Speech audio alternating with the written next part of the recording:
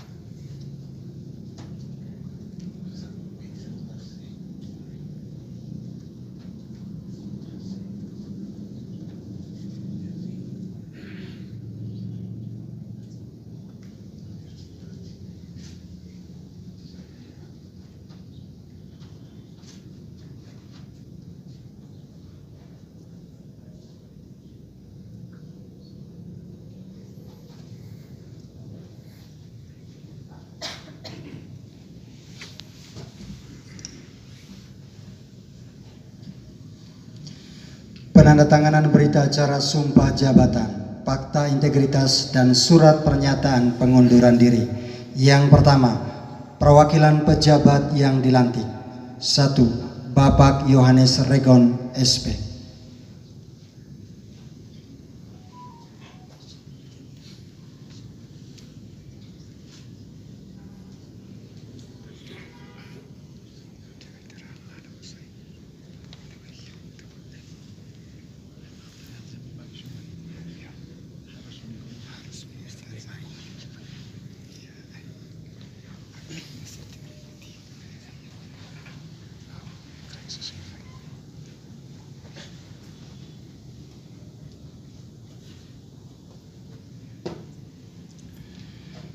Yang kedua, Bapak Heri Carvalho, SE.